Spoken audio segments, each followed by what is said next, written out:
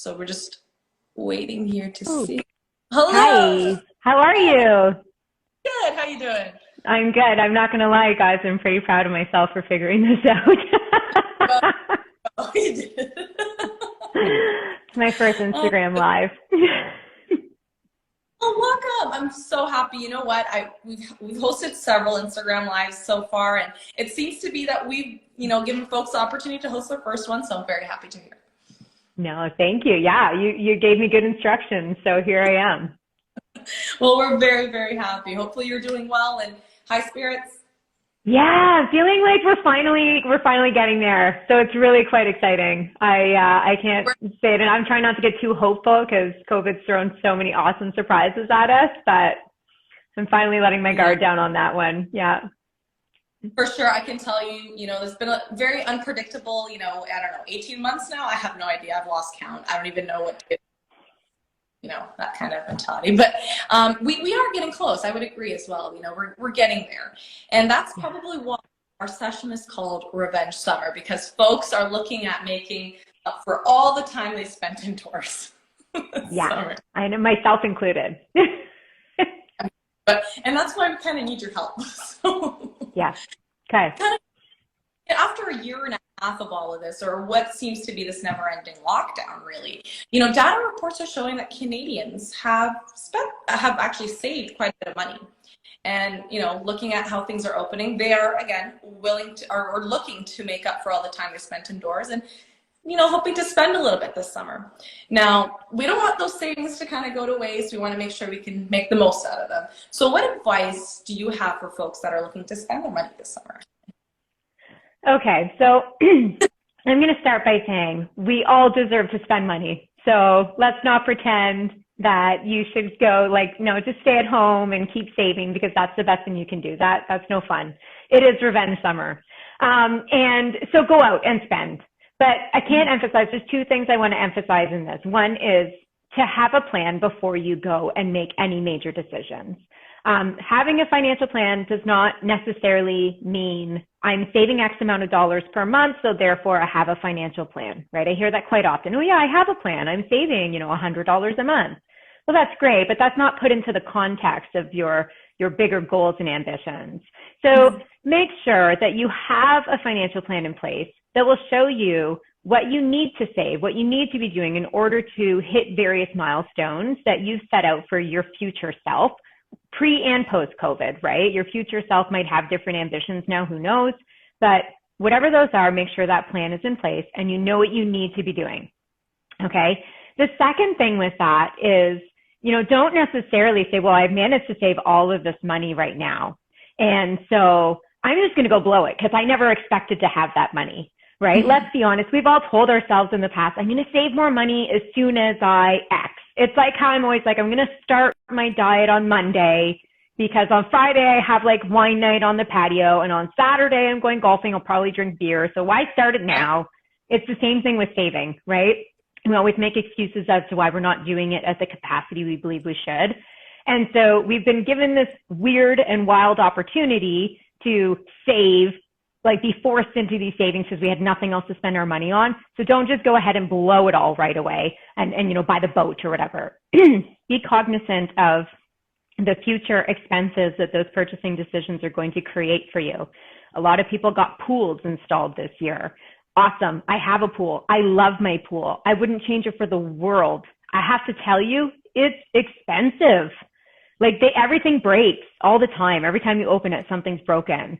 So you better factor that into that budget, not just that I need $100,000 for a pool budget, but I need $100,000 and then every year I'm probably going to need several more. So make sure it all fits into the future budget.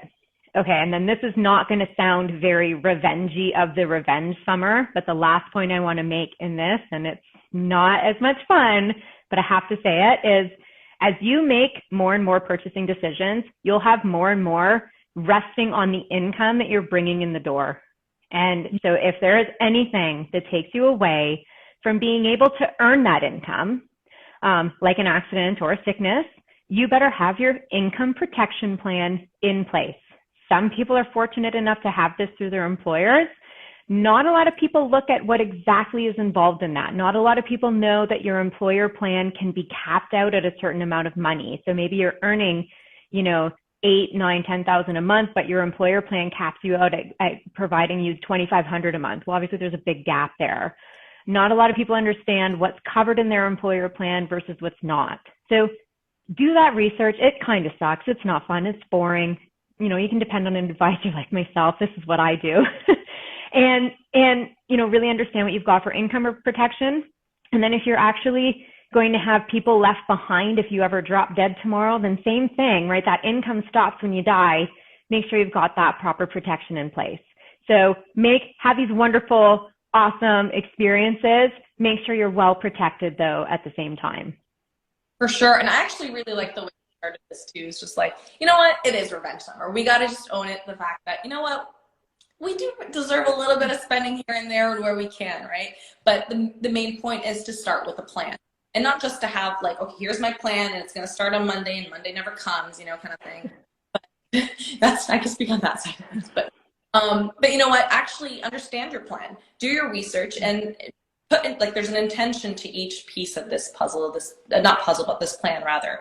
So you brought up a point about, you know, folks that, you know, maybe didn't have a pool, installed a pool, and that kind of dovetails nicely into the next question I had here, is that in the past, I don't know, since the pandemic started, many people made life changes. You know, whether or not, you know, somebody, you know, had a pet before the lockdown and now they do, or I know someone that purchased a boat with their extra savings, right? So now, you know, that's a big purchase that they probably didn't account for, you know, pre-COVID, really pre this world that we're in right now. But as we kind of said at the beginning of the call, things are starting to go back to somewhat of a normal. And now how are folks going to take these expenses that they didn't account for before and bake it into their budget now? So I guess my question to you is, what are your recommendations for folks that are going to revisit their financial plans or budgets this coming year or whenever they are, like maybe this summer or this fall? That is such a good question. And I admittedly am pretty guilty of it myself. I also got the COVID puppy. And you want to know what? My COVID puppy is at doggy daycare right now. So who knew that was going to be an extra expense? But I thought I didn't have time to walk him. So you got to put him in doggy daycare. So to come to your question of what should people do for that. So again, I'm going to come back to plan. You're revisiting your plan. You know, you make a certain amount of money and you have all these various obligations within there. I always break it down by there's fixed and there's variable. So your fixed expenses maybe change. The boat's going to change the fixed expenses. You have to pay, you know, your, I don't know, marina fees and your, I don't know, out of the water docking fees or whatever they're called. I do not have a boat. Your doggy daycare, all of these things that will be there forever and ever and ever. So now your budget has changed and your fixed expenses are changing. So what does that mean for the variable expenses? These are the things that we get to control.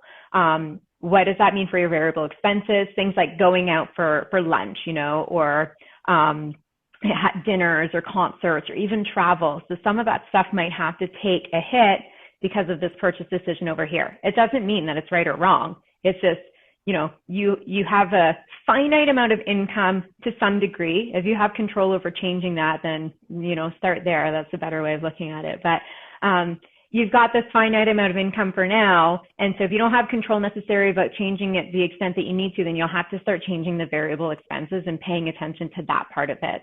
That is where a budget is really going to pay off for you. I hate the word budget. I hate it so much. I call it cash flow management because I don't want to tell you that you drink too much Starbucks and you can't go to like 10 concerts a year. I want you to do what you want to do, but just understand what you're giving up for doing those things. So you purchased a boat. What are you giving up to have that boat now? Because you will have commuting fees are going to come back in.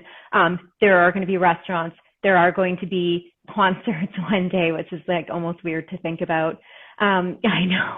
And so we have to really look at those variable expenses and where they're going to fit into things. And that, again, all comes down to that plan. Let's have a really awesome plan in place so that you know, what do I need to be saving? What do I have as my fixed expenses?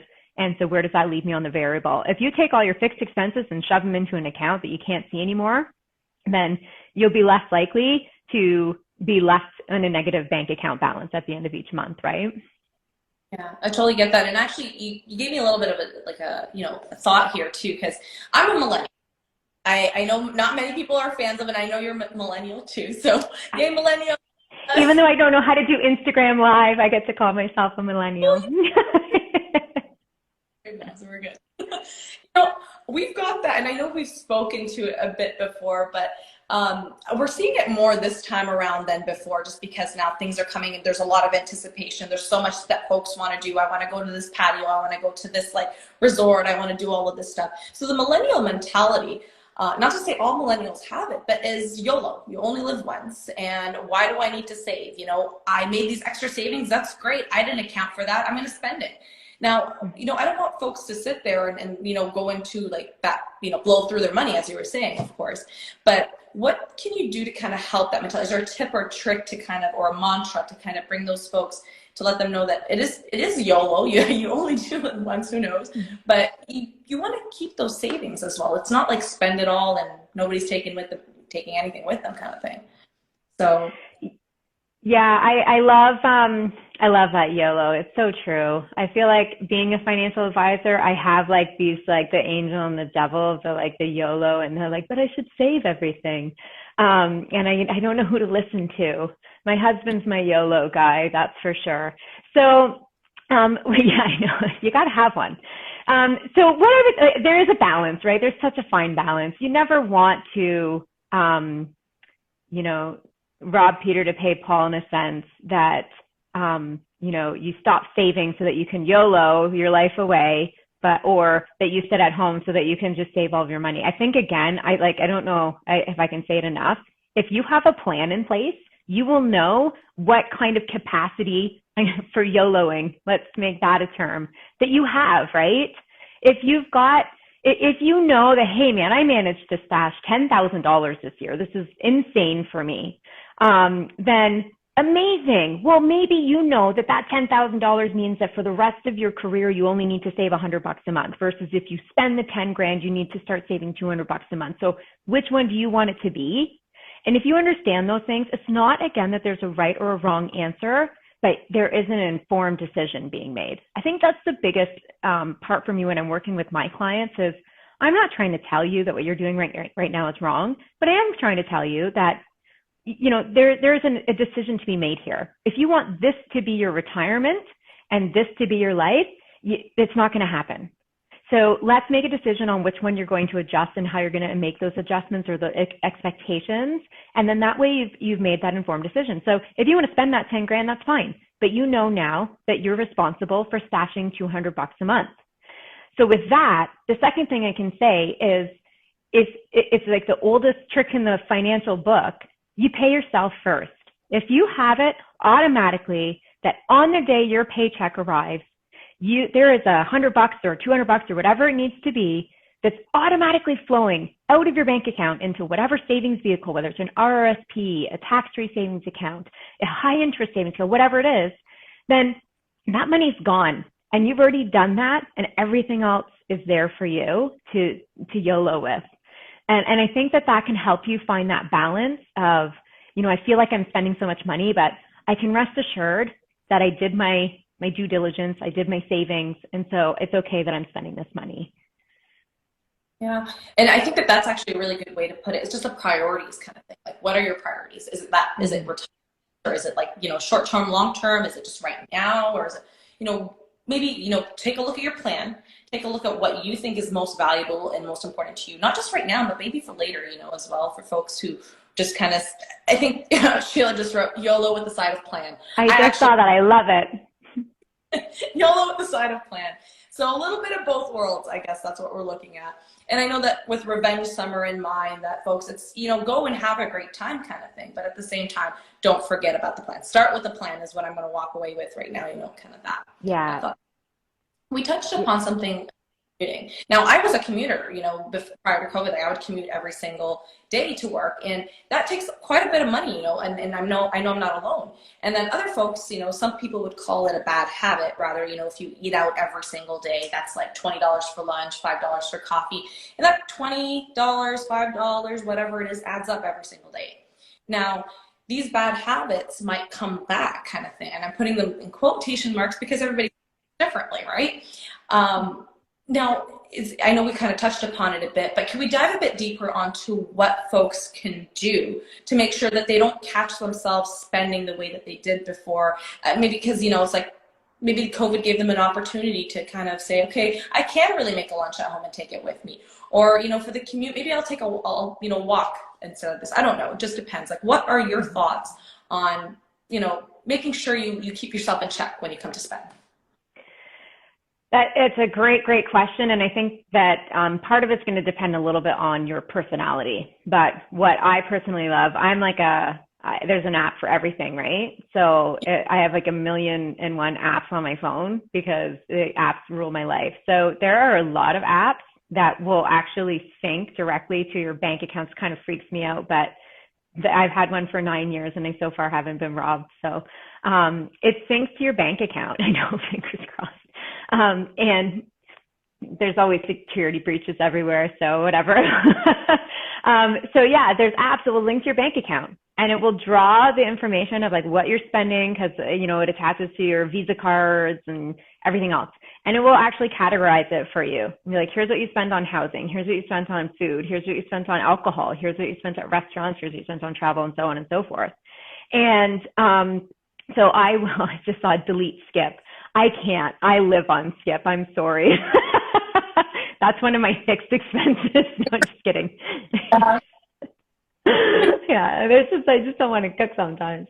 But yeah, so it'll track everything for you, and you can actually build yourself a budget in them. So again, I hate the word budget, but let's be real. You have to understand what you need to spend and then what excess you have available to you. And so you can kind of track the need to spend those fixed expenses, the housing, the, food and so on, the financial commitments that you have and obligations, and then the variables for, eating out every day versus making your lunch versus walking versus commuting and so on. And then that way, once you've built that out and you understand what you need to spend and that we have for excess, you can make that informed decision on where you want to prioritize those variables. And then once it's built into that app, then as the app is tracking your spending, it's actually alerting you, hey, you overspent on food. You said you were only going to spend this much, you've overspent. Or on restaurants, let's not say food, but restaurants, right? And so then, like, oh, crap, I guess I better start making my lunch again. It's giving me that warning bell. So that's how I personally like to go about it. I mean, building new habits is never an easy thing to do. So I tell myself every day that I'm going to make my daughter's lunch in the evenings versus in the mornings, because I inevitably run out of time for making lunch in the morning. And then I'm running around like a mad woman and I'm late for everything. And so I tell myself that every day, and I never do it, right? Because a new habit is so hard. So even things like tracking your habits, I want to get in the habit of walking to work every day. There's an app where you can track. It'll remind you, hey, did you walk to work today? Hey, did you walk to work today? And then if you click yes, then you'll find that at the end of each week or each month, you walk to work the amount of times that you committed to walking to work, and eventually it just becomes human nature. I wake up every morning and I do a half an hour workout in my house. And that has become like, if I miss it, that's when I feel weird versus like, most people are like, God, how can you wake up in the morning? I don't know how I could do it any other way now. Even on weekends now, it's like 6:30 in the morning. I'm in bed, like not even the kids are awake. Like, what am I doing? So once the habit's built, it's there and it's easy to maintain. It's just breaking that habit, I guess. That's more of the behavioral side of things than the financial side. Cognitive side of all of the things, But we're, for the most part, we're constantly on our phones now, and our phones are constantly pushing notifications at us too, like keeping us in check. So if there's an app, like, if we can download Uber Eats that can remind us to like, hey, there's a discount, buy your food. We can download an app that tells us, hey, you overspent, or hey, you're doing a good job.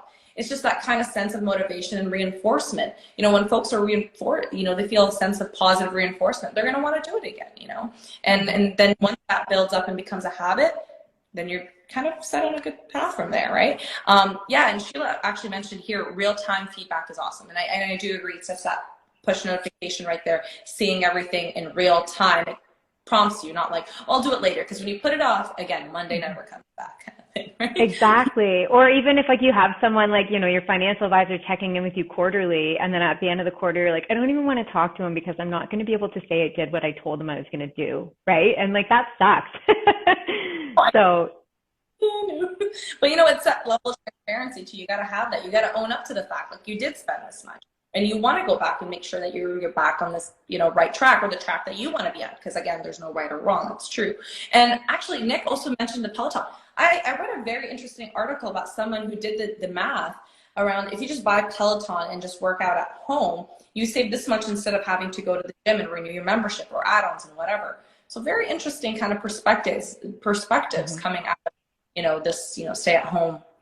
I mean, this never ending stay at home kind of order. I know. Well, I admittedly bought a Peloton and I don't think I'll ever go back to the gym. So when Nick wrote that down, I 100% agree with you. I do not regret that. That is a cheaper gym membership for sure.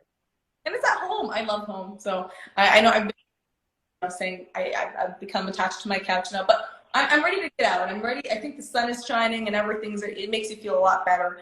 So to kind of piece this up before we go into like a little open floor Q&A, based on your expertise, how can consumers make the most of their extra savings? Like, any recommendations of questions they should ask their advisors?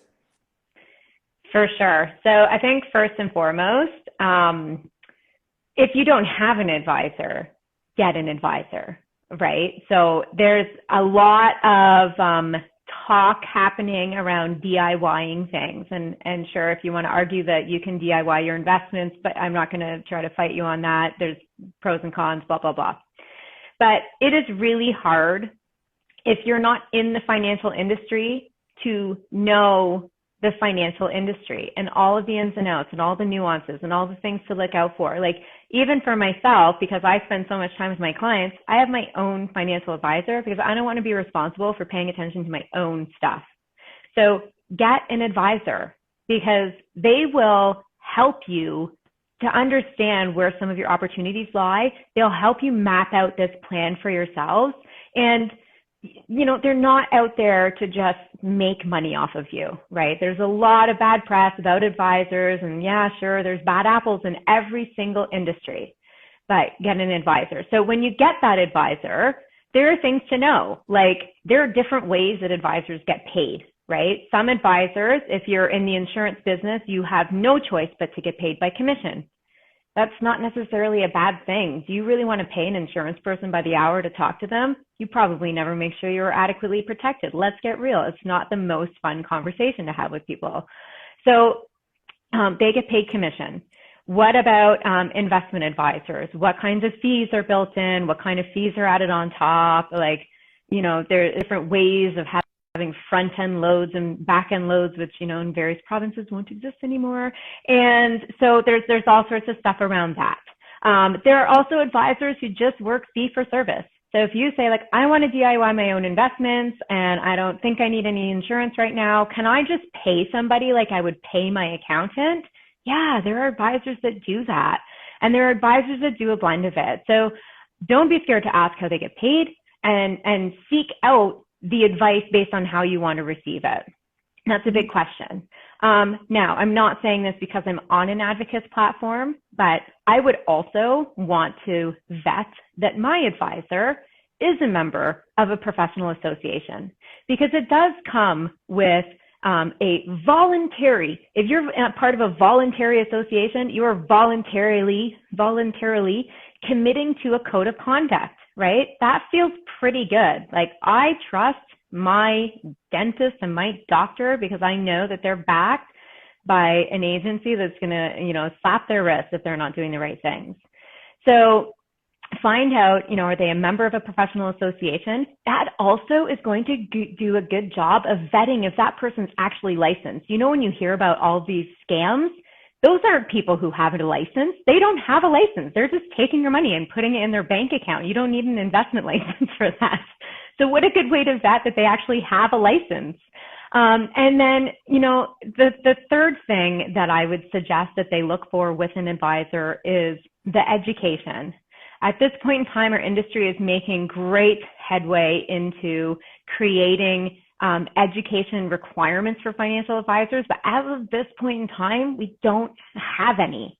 So you can say that you do this, that, and the other thing with just like a high school degree, basically, or diploma, I guess is what we call those.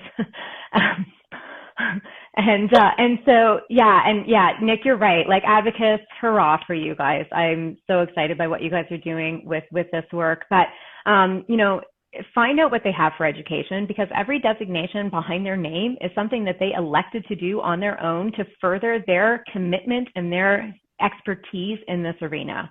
So find advisors like that, and then make use of them, because those are advisors are going to create that plan for you. They're going to, help you set up and implement the system of like paying yourself first and knowing what your fixed and variable expenses are, and understanding the landscape of disability insurance, which could be like the most complicated type of product to ever seek out. They can be the ones who will keep you on track, that behavioral aspect of it, of, yeah, I know you want to buy that boat, but remember when you told me this dream of whatever, like, how is the boat going to play into that dream? Again, there's no right and wrong answer, but we're going to make you have a conversation that you might not have had with yourself. So I think that, that's probably the biggest thing, is work with an advisor and make sure you're working with the right advisor that fits within the realm of what you need from them. Awesome. You know what? If I were on the other side, I'd be like, tapping that heart button, like, as ever. It seems to be exploding along the side, and I love it. It's awesome. Thanks, guys. Everything you said was spot on, and it was incredible. Thank you so much, because it's true. And financial advisors, at the end of the day, they'll answer the questions that you have with their expertise, and you'll know that you're getting the credible information, and maybe flag things that you don't even know about that you should, so that's the real value over there. There's a lot of value in that for sure. And I know that folks on here probably have some questions. So if you have any questions for Justine, please feel free to put it in the comment box or in the little Q&A feature on the bottom right corner of your screen, and we can do that now. But honestly, as we doors start to open to the summer, and doors start to open to somewhat of let's get out of the house world, I'm really excited to see what comes through from on the data side of things. Did Canadians keep their savings? Did they not? There's just been so many articles, so much data, so much information recently. It's just kind of interesting to see, because it is an interesting time, as you mentioned. So yeah, but it is. It's provided us with such weird, obviously it hasn't been overly fun by any means, but it's provided us with these weird and unique opportunities that we never would have had otherwise. Absolutely. I think that's the opportunity that we need to hold on to. And I noticed that here that Lucas has written a question here. Gen Z started to take a real interest in their finances during the pandemic. What's your advice for keeping this momentum going? Yes, this is actually a good point. Yeah. It's a very good point. And I think it comes back to, if they're taking an interest in their finances, then hopefully they've taken an interest in finding a person that's going to help them map out that plan. Right? If they have a plan, then something that they can buy into, something that's relevant to them, and that is working and helping them work towards where they want to go in life, then that's the most important piece. And that's where they're going to buy into that plan, and they're going to create the habits they need to create. And, the plan better have room for the revenge summers ahead of them, right? There are going to be times where, maybe they in the future have a baby, and then their kid finally starts walking and talking, and you feel like, I feel like you can get out again and do something. That's its own revenge summer on itself, right? So it just gives you, it needs to have that room for breathing that will allow them to have the fun that they want to have, because we all want to have it in life. We all want to YOLO at the same time that we're being responsible financially. So get the plan. Hopefully they've got the plan in place if they're taking this interest in their finances, and then make sure that they have the buy-in on the plan and the implementation of the plan, and the rest of it will just fall into place because the habits will be there. Yeah, I think that's a huge part here too, especially, before this, the conversation was there, but not to the extent that we're seeing it. We're seeing more and more people talk about, the importance of financial literacy and starting at a younger age. And I know that the Canadian government just recently passed a law as well, which is a really, really great step forward, because folks need to, kids need to start early and need to kind of learn about this as soon as they can, just so they can start planning, and they can also spend and save and all of this fun stuff, because budget, cash flow management, everything kind of. I'm gonna walk away with that one. I know. I hate the word budget because I don't want to do it myself. The other thing I can say to that too is like, there is a sense of pride in seeing like those savings balances go up, right? So if you want to see your savings balances going up more frequently, just tell the person who's doing your investing, because they'll send you more statements, like all the statements you want, or they might even have an area where you can check it yourself. I know robo-advice is a great platform for the investment side of things. You can just log in anytime and see the balances. There's a great sense of pride in seeing that going up and up and up and up and up. And so it can help you. It's like that pat on the back that you need to say like, oh man, it sometimes feels so hard to put that money away, but look at me go. I'm really crushing it. So positive reinforcement, that kind positive, that exactly. So, that is known as the avocado toast and Starbucks generation, but I have faith in them. This is a really for all of us. So like avocado toast is good though. And it's healthy. But you can make it yourself. Although avocados are on sale, so just are expensive. Just make sure you get them on sale. I could say that. Yeah, and don't let them rot because they go bad fast. Passive aggressive, like they're only like green for a minute and then they're done. But but just you've been a pleasure. I've honestly loved this entire conversation, and I love that the thoughts and the ideas and that you've brought to this call, and I really hope that we can connect after this, just to kind of talk about avocados. I see avocados everywhere now. So, about any a YOLO with a side of plan for sure. So thank you, Sheila. I love that so much, and thank you for having me. This has been a lot of fun for me. I'm really glad. So I'm glad you're on Instagram now. You can do a whole bunch of lives as well. So I know. Watch me go now. Well, we'll keep on that. Folks, thank you so much for joining us. In case you missed the beginning, feel free to catch the replay on our Instagram account here or on our Financial Advice for All website. Take care, stay well and healthy, and hope we all have a great revenge summer. Thank you. Bye. Thanks, everyone.